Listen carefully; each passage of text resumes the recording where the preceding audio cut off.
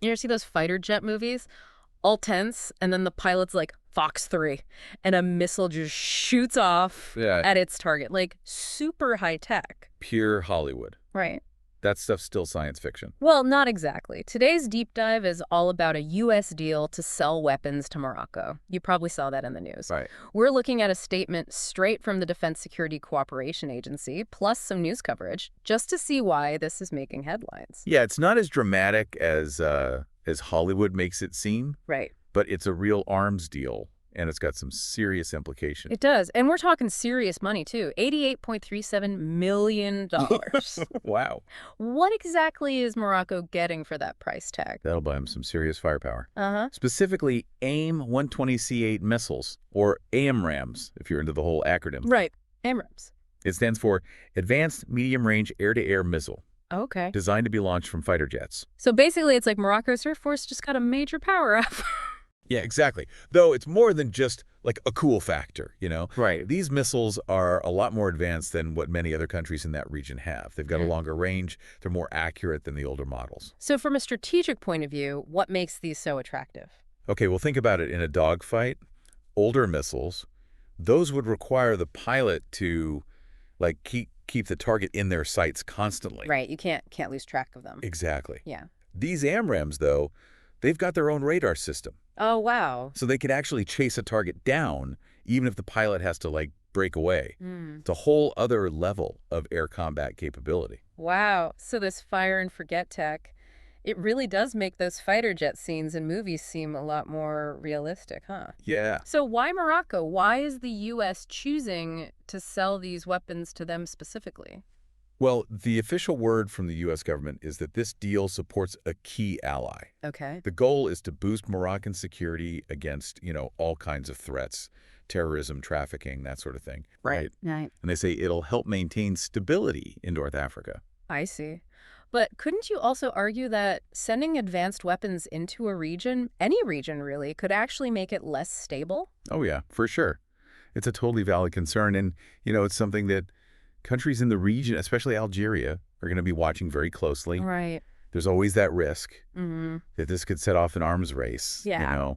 where neighboring countries feel like they have to acquire similar weapons just to keep up. And speaking of those neighbors, Morocco is also getting some new F-16s. Yeah, they are. Those are pretty top-tier fighter jets, even without all these fancy new missiles. Oh, absolutely. The F-16s is iconic. Yeah. It's been in so many movies and video games, and there's a reason for that. Yeah. They're known for speed, agility, Uh-huh. but with these missiles, it makes them even more formidable. Yeah. So it seems like the U.S. is making a pretty big bet on Morocco here, equipping them with some really serious hardware. But are they maybe overlooking some of the risks involved? That's the million-dollar question, isn't it? Right. A lot of analysts are asking that. The U.S. government insists this sale won't disrupt the balance of power. Right. But of course, actions often speak louder than words. For sure. How this all actually plays out in the region is something we'll have to watch very carefully. Yeah. It'll be interesting to see how this develops. For sure. We were just talking about how this arms deal could, maybe upset the balance of power in the region. Right. And it makes me wonder, if the U.S. is making this big of a commitment to Morocco, what does that say about their relationship? Well, it's interesting you should bring that up. Yeah. Because their relationship actually goes way back, like centuries. Oh, wow. All the way back to 1777. Yeah, 1777. So like the early days of the U.S. Yeah, exactly. I got no idea.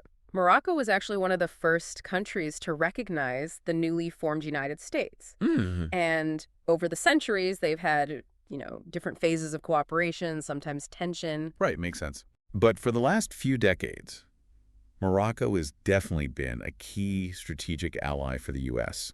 in North Africa. So besides that long history, why is Morocco considered so valuable as an ally in that region? Well, there's the obvious geographical advantage. Morocco's got coastlines on both the Atlantic and the Mediterranean. Right, so they're in a pretty strategic spot. Exactly. And that's not all. Oh. They also serve as a gateway to the Sahara Desert and the Sahel region, Right. which have become increasingly important for security concerns these days. I can see why the U.S. would see them as valuable in that context. Yeah. But it can't just be about location, right?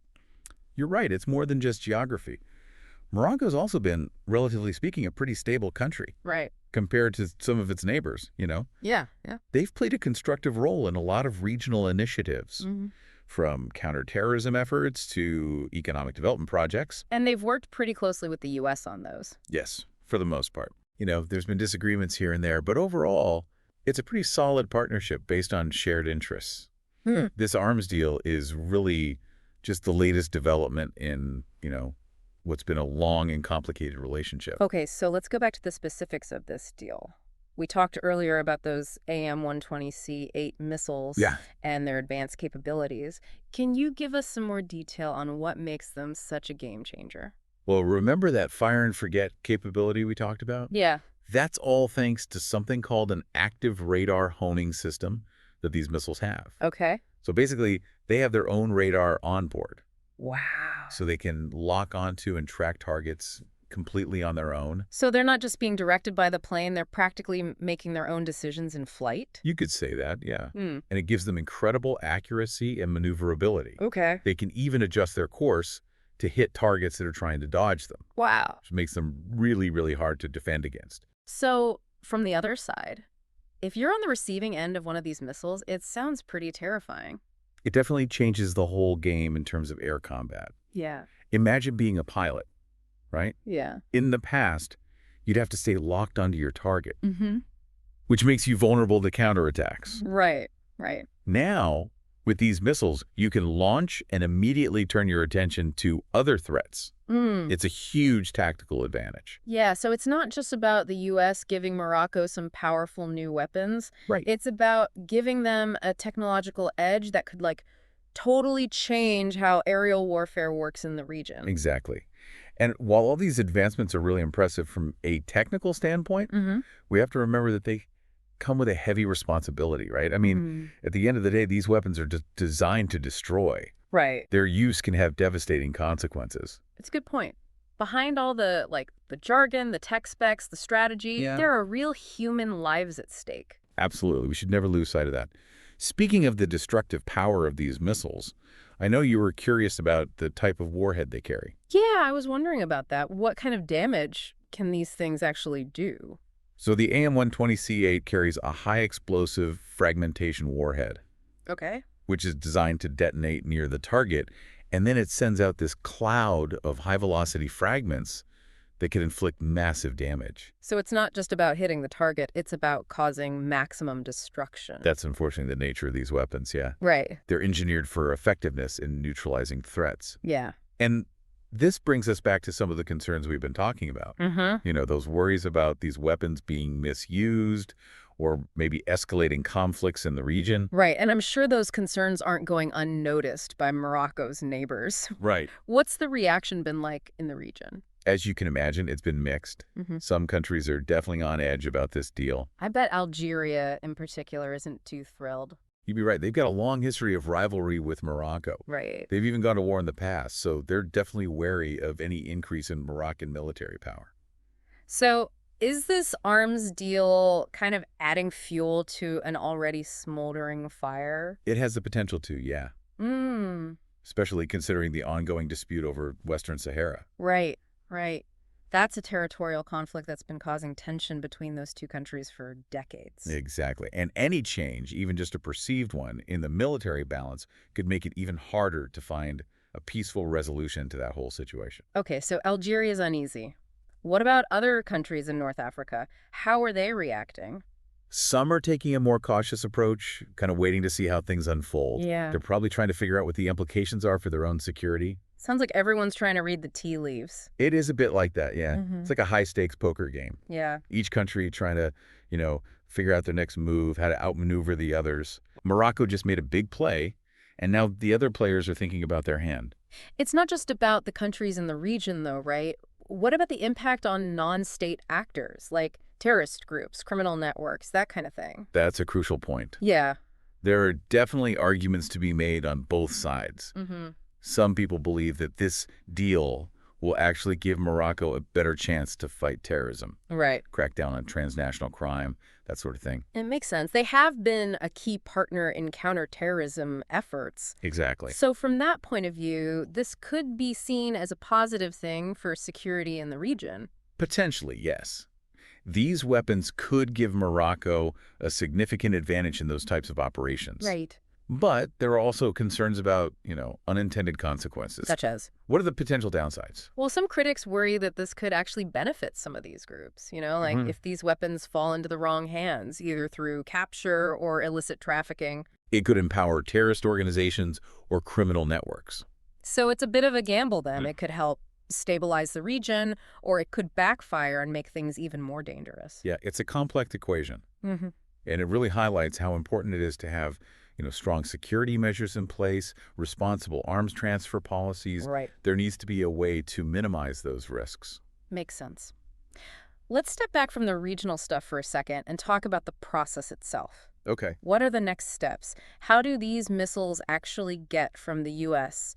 to Morocco? It's not as simple as just loading them onto a plane and shipping them over. Right. This initial approval from the U.S. State Department, it's just the first hurdle. So it's not a done deal yet. Not quite. Hmm. Congress still needs to review and approve the sale. Mm. They have the power to block it or modify it if they have concerns. So there's a chance this whole thing could fall apart? It's possible, but it's pretty unlikely in this case. Congress doesn't usually block arms sales that have already been approved by the State Department, especially when it involves a close ally. Okay, but let's say Congress does give it the green light. Right. What happens then? Then comes the long and complicated process of, hashing out all the details. Right. The U.S. and Morocco would have to negotiate things like delivery schedules, payment plans, training programs for Moroccan personnel so they can operate these complex systems. Right. That could take months, even years to finalize. It sounds like a delicate dance. It is. You have to make sure these weapons are delivered securely and responsibly, but also respect the sovereignty of both countries. You hit the nail on the head. Hmm. And this whole process highlights the need for transparency and accountability when it comes to these kinds of transfers. Right. The international community needs to feel confident that these weapons aren't going to be diverted or used for the wrong purposes. So it's not just about the hardware itself. Yeah. It's about building trust and making sure there's responsible cooperation between nations. Exactly. And that requires a commitment to, upholding international norms and standards Right. to make sure these transfers actually contribute to peace and security Right. and that they don't make existing conflicts worse. That's a good point to keep in mind. We've covered a lot here, the technical details of the missiles, the potential consequences for the region, the whole process of getting them from one country to another. We have, yeah. We talked about the historical context, the potential economic effects, some of the ethical considerations. Yeah, It's complicated. it is. But before we move on, I want to go back to something you said earlier about the U.S. using arms sales as a tool of foreign policy. Uh-huh. How does this specific deal fit into that bigger picture? It's a crucial question. Yeah. It's important to understand that these arms deals are almost never just about helping a country with its defense. Right? They're often part of a larger strategic game, It's a way for the U.S. to exert its influence, strengthen alliances, shape the balance of power. So it's like a strategic chess move. The U.S. is using these weapons sales to try to achieve its objectives on the global stage. You could say that, yeah. Hmm. By giving Morocco these advanced weapons, the U.S. is making a statement about their commitment to the relationship Right. and solidifying Morocco's role as a key player in the region. And this is something we see happening all over the world. Oh, absolutely. Yeah.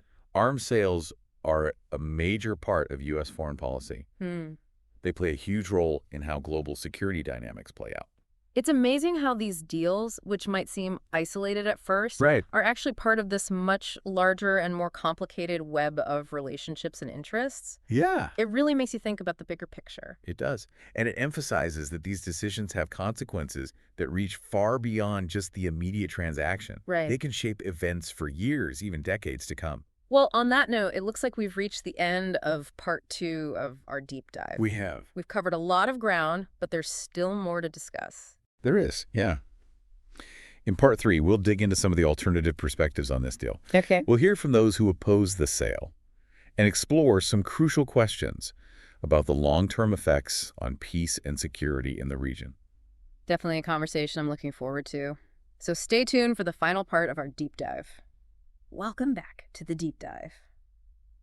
We've spent the last 2 parts really getting into the nuts and bolts of this U.S. arms deal with Morocco. Have. the tech, the geopolitics, all that. Yeah, we've covered a lot. But like with anything, this complicated, Right. there's always more than one side to the story. And Absolutely. I think it's important that we look at this deal from, different angles, For sure. hear those counter arguments, really weigh the potential risks. Yeah, it's easy to get caught up in the excitement, Right. all the cutting-edge technology, these strategic alliances. Uh-huh. But we can't just ignore the concerns that people are raising about this. So let's talk about those concerns. What are some of the arguments against the U.S. sending all this, Yeah. millions of dollars worth of advanced weapons to Morocco? Well, one of the biggest worries is that this could actually fuel more militarization, Okay. and not just in North Africa, but globally. Hmm. Critics say these kinds of arms sales, they create this vicious cycle. Uh-huh. More weapons just lead to more problems. So the idea is that if one country, beefs up its military, Yeah. puts pressure on other countries to do the same, and then you end up in this arms race that can spiral out of control. Exactly. And it's not even just about, matching firepower, Right. It's about the message it sends. Mm. When powerful countries like the U.S., they prioritize military solutions over things like diplomacy, peaceful negotiations, Yeah. it can make other countries feel like they have no choice to arm themselves. It's like everyone's at a poker table and the stakes suddenly got way higher. Right. Everyone needs a better hand just to stay in the game. Exactly. Yeah. And that kind of atmosphere, it makes it so much harder to build trust Right. and cooperation between countries. For sure. It can lead to this situation where everyone feels threatened, starts acting defensively, Yeah. and that just makes conflict more likely. And then we can't forget about the human cost of all this. Oh, absolutely. Even if these weapons are only used in self-defense, there's always that risk of unintended consequences. Right. Even the most responsible government can make mistakes. Yeah. And there's always that chance of, collateral damage, civilian casualties. Hmm. And critics will point out that the U.S. doesn't always have the best track record when it comes to holding its allies accountable for human rights abuses. So there's a worry that these weapons could end up being used in ways that violate international law, Yeah, and that the U.S. might just look the other way. that's a legitimate concern. Hmm. So we've got the risk of an arms race, the potential to, undermine diplomatic efforts, Right. and then these serious human rights concerns. What other arguments are people making against this deal? Some critics argue that this whole approach is just not effective Okay. in actually addressing the root causes of instability and conflict. Hmm. They point out that a lot of the challenges that Morocco and the region are facing, Yeah. things like poverty, inequality, political repression, Right. those can't be solved by just throwing more weapons at the problem. It's like putting a Band-Aid on a bullet wound. Exactly. Might stop the bleeding for a minute, but it's not going to fix the actual injury. Right. And some people argue that the money being spent on these weapons, Yeah. it could be better used to invest in more sustainable solutions. Mm. Things like economic development, education, healthcare, diplomacy. Okay, so some strong arguments against this deal. But to be fair, the U.S. government does have its reasons for supporting it, right? Yes, of course. And we talked about those earlier. Right. They see Morocco as a crucial ally in a volatile region. Mm-hmm. They want to help them defend themselves. Against terrorism, all those threats. Exactly. And they say that a strong, stable Morocco is in the best interests of U.S. security. So it's a balancing act, It is. trying to weigh the benefits of supporting an ally Yeah. against the risks of, flooding the region with more weapons. Exactly. And there's no easy answer here. Right. It's a judgment call. Mm-hmm. Reasonable people can disagree on the best course of action. Yeah. It comes down to what you believe will best serve, your interests and values. So how do we make sense of all of this? What does the future hold for Morocco and the region? Well, unfortunately, there's no crystal ball. Right. Can't predict the future with certainty. Yeah. We can analyze, we can consider all the different arguments, but It's like we're standing at a crossroads and both paths ahead are just covered in fog. that's a good way to put it. Yeah. One path, it leads towards a more stable, secure Morocco, Mm. a country that's capable of defending itself, contributing to regional peace. The other path, though, it leads towards more tension, an arms race, maybe even more instability and conflict. So it all comes down to how this deal is actually implemented. Yeah. How Morocco uses these weapons, how other countries in the region react. Exactly. And those ripple effects, Yeah. they could be felt for years, maybe even decades to come. Wow. It has the potential to really reshape things in North Africa. Yeah. Politically, economically, in terms of security, in ways we can't even imagine yet. It's a lot to think about. This deep dive, it's really shown just how complex these arms deals are. They are, yeah. It's not just about the weapons themselves, right? It's Oh, about wow. the chain reactions they set off, the unintended consequences, the choices we make today Yeah. that shape the world we're going to live in tomorrow. I think that's a perfect way to sum it up. Yeah. These issues, they're never simple. Right. There are always multiple perspectives to consider. And that's what makes these deep dives so fascinating, right? Yeah. They force us to engage with that complexity, grapple with those difficult questions. Well said. Expert speaker, thank you so much for walking us through all of this. My pleasure. It's been really eye-opening. Glad to hear it. And to our listeners, remember, the deep dive is just the beginning. That's right. Now it's your turn to go deeper, explore this issue more, form your own conclusions. Keep asking those tough questions.